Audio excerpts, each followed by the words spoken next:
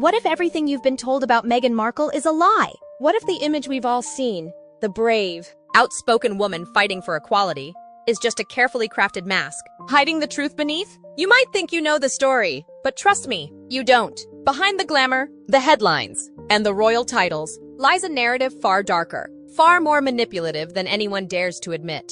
Meghan Markle's rise to fame wasn't a fairy tale. It was a strategy, and she's been playing it from day one.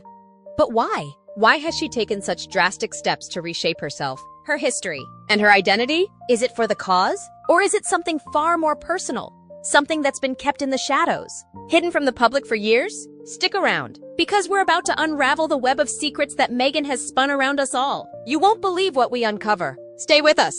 Let's begin with the story we've all been sold.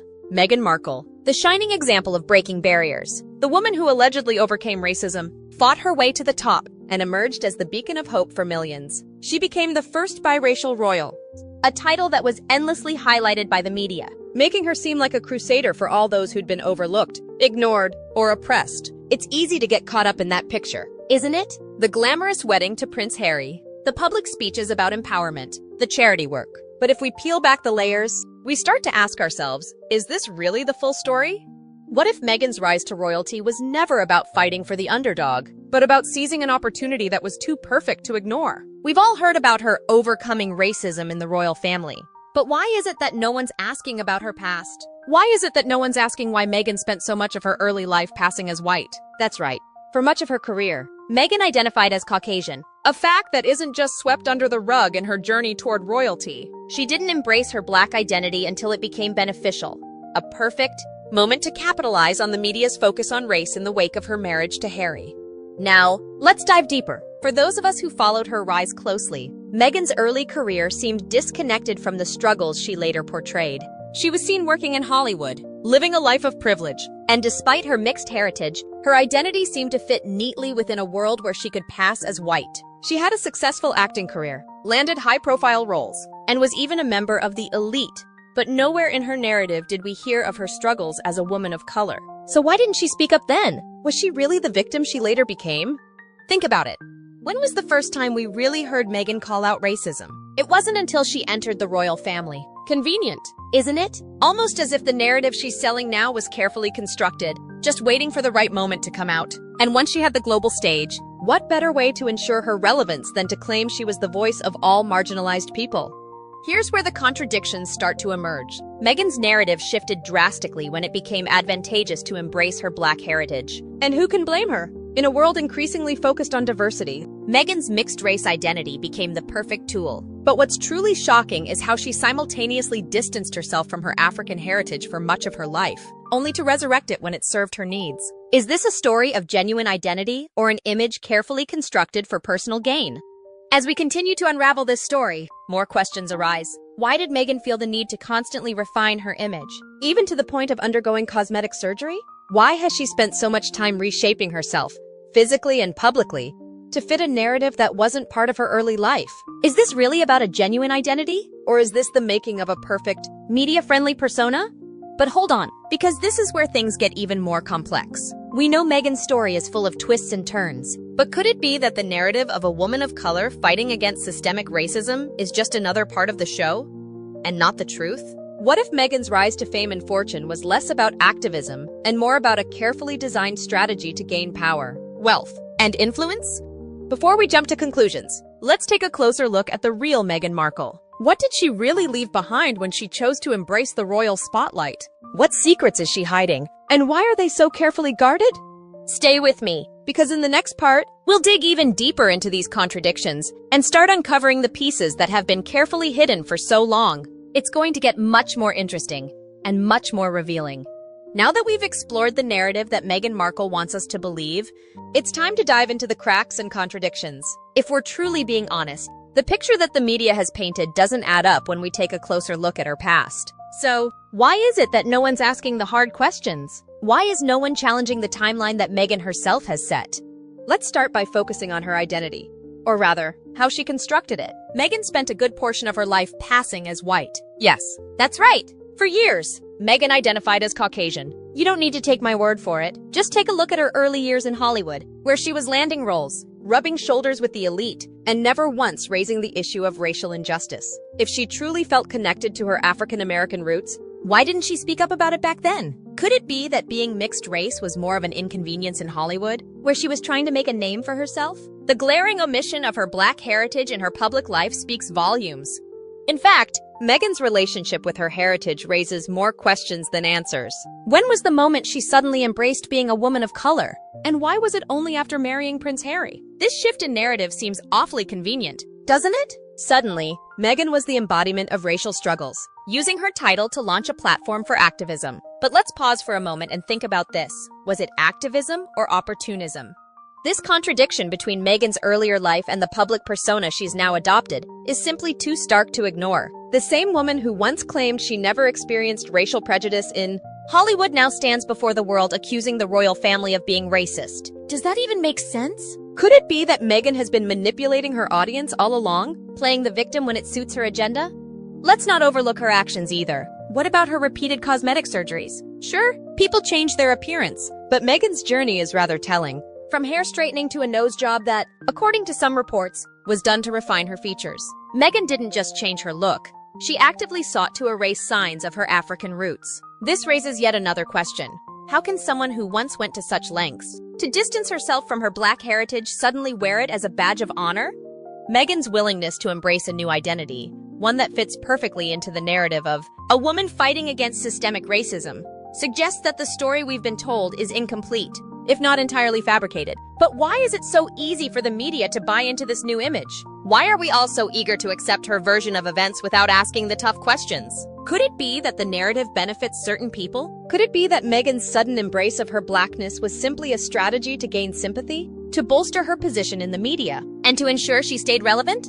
But wait, there's more. Meghan didn't just change her appearance. She altered her surroundings, too. The friends she surrounded herself with suddenly changed the moment she met Prince Harry. Her ties to Hollywood and its elite, once so close-knit, have now turned into a seemingly endless list of power brokers, like Oprah and Tyler Perry. Why the shift? And what does it tell us about Meghan's true intentions? Is she really about fighting for equality? Or is she using her new status to gain entry to the circles of the ultra-wealthy? As we move forward, it's important to ask, what's the bigger plan here? Is Meghan simply trying to maintain her relevance? Or is there a deeper, more strategic game at play? As we close in on the next part of our journey, stay with me, because what we uncover next might shock you. How long can Meghan and Harry maintain this illusion? And who is actually benefiting from their antics? Keep watching, because we're just scratching the surface of this highly orchestrated spectacle. By now, we've seen the glossy, polished version of Meghan Markle that the media loves to push. But what happens when we pull back the curtain? What's left when the layers of charm, privilege, and media manipulation are stripped away? What we find isn't just a carefully constructed public image. It's a well-rehearsed narrative designed for one thing: power. First, let's talk about the timing of Meghan's transformation. We've seen the rapid evolution of her public identity, from a Hollywood actress to a then a victim of royal racism. But is that evolution truly organic? Or is it part of a calculated strategy to ensure she remains relevant in the spotlight? After all, the timing of her racial awakening, as it were, couldn't have been better. She marries into the royal family, and suddenly her heritage becomes a focal point of her narrative. But why? Is it a coincidence? Or is Meghan smart enough to know that the world loves a good victim story, especially one with a royal twist? Think about it. When Meghan first entered the royal fold, she was silent on the topic of race. Not a peep. But once she faced scrutiny and pushback from the British media, suddenly the narrative shifted. Meghan went from a successful actress to the face of racial injustice, using her marriage to Harry as a platform to speak out about issues she had never publicly acknowledged before. Isn't it strange that the moment her royal position became questioned, her racial identity became her most powerful tool? Now, let's talk about the specifics. Meghan's public persona doesn't just shift with words, but with action. One of the first things to catch attention was her seemingly sudden embrace of activism. Her speeches about racism, women's rights, and the struggles of people of color were powerful. Yes, but did they come from a place of deep personal experience? Or were they carefully curated to fit a narrative? The more we examine her actions, the more we see that her activism often mirrors the media's current obsession with social justice issues. It's almost as if Meghan had been waiting for the right moment to make these statements. Statements that would not only cement her place in the public eye, but also justify the image of a woman fighting for something greater than herself. But here's the kicker. While she's been posing as the champion of the oppressed, there are multiple instances where her actions have contradicted her supposed values. Let's start with her alleged commitment to charity work. Meghan has been involved in several initiatives. That much is clear. But take a closer look at how those initiatives align with her personal gain. For instance, Meghan's ties to high-profile figures like Oprah and Tyler Perry raise questions. Are they really about helping the cause? Or are they about leveraging relationships to push her career further? Meghan's brand of activism seems, more often than not, to be carefully positioned to elevate her own status, rather than genuinely work toward the causes she claims to support.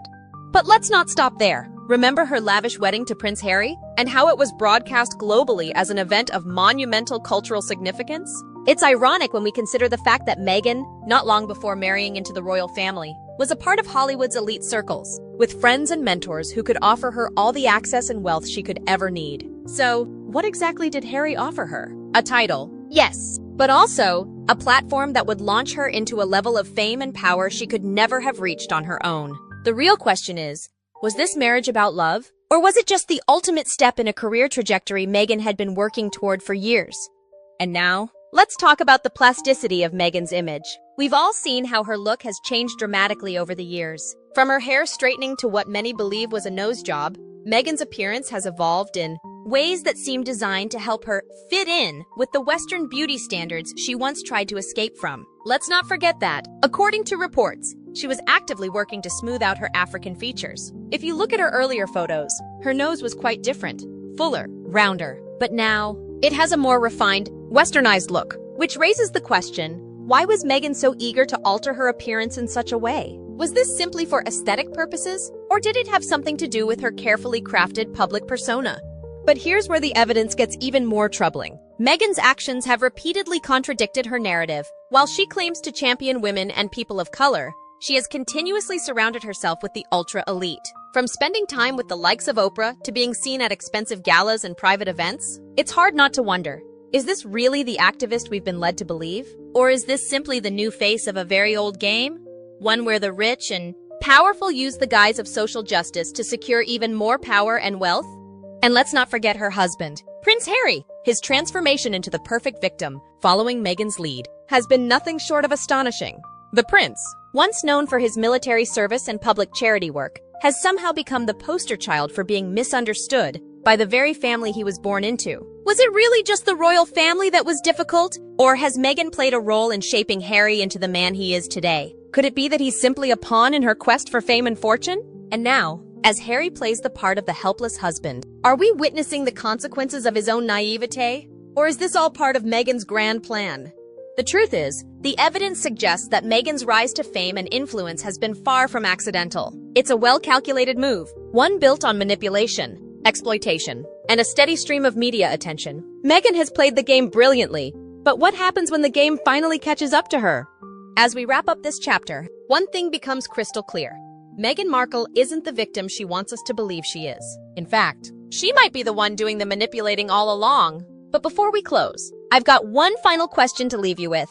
What happens when the world finally sees through her carefully crafted image? Stay tuned, because the truth is coming. As we reach the final stage of our investigation, we must confront a very uncomfortable question.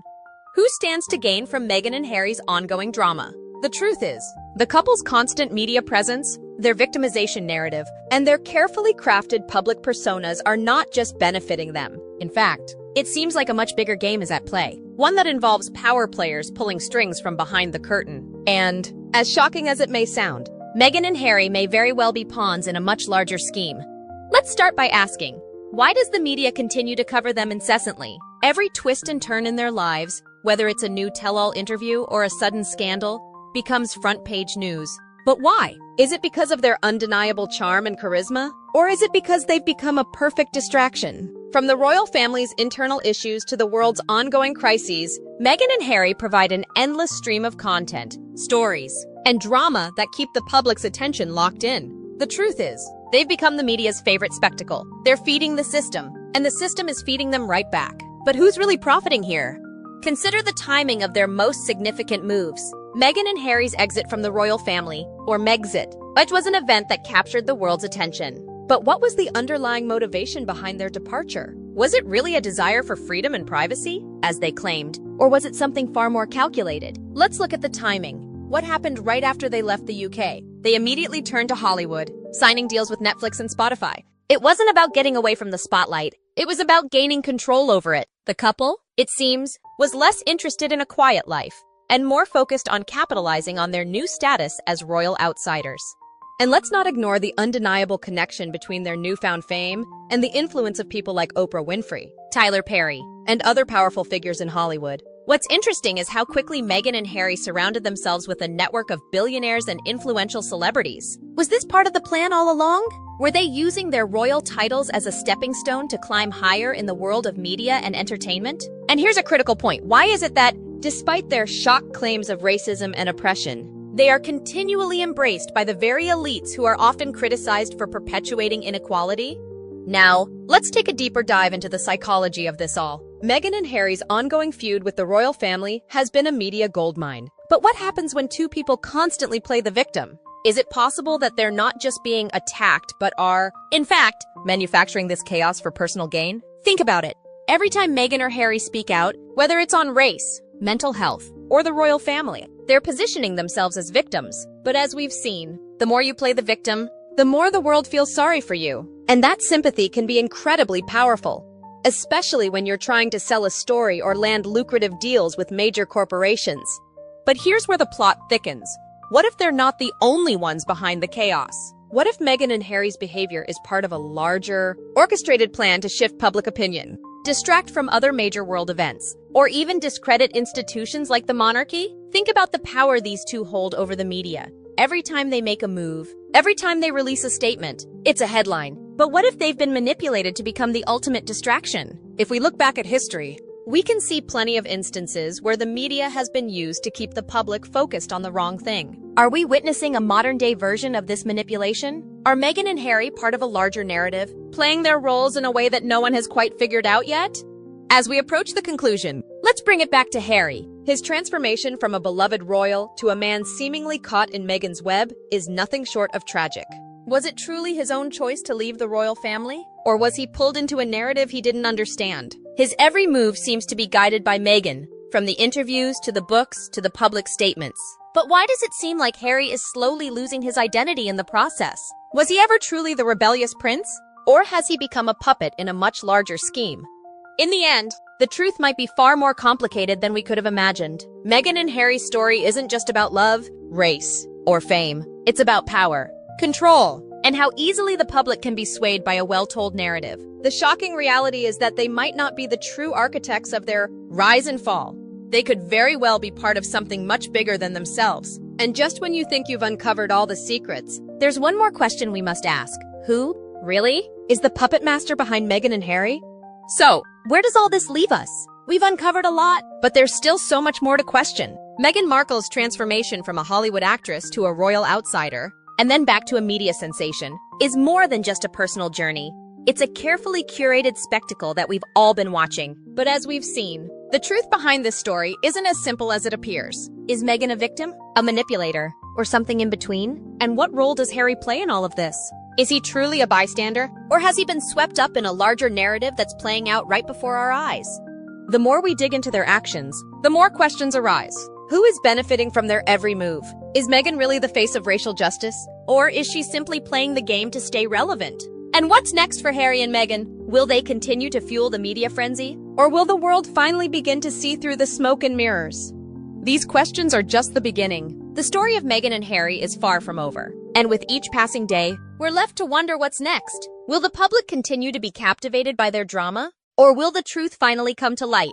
I want to hear your thoughts. Do you think Meghan has been manipulating the narrative? Or is she simply a woman who's had to fight for everything she's achieved? Drop your comments below and let's talk about it. Because this isn't a conversation that ends here. If you don't want to miss out on more insights and the latest updates on this unfolding story, make sure you hit that subscribe button. Stay tuned, because the plot thickens. And we'll be right here, digging deeper.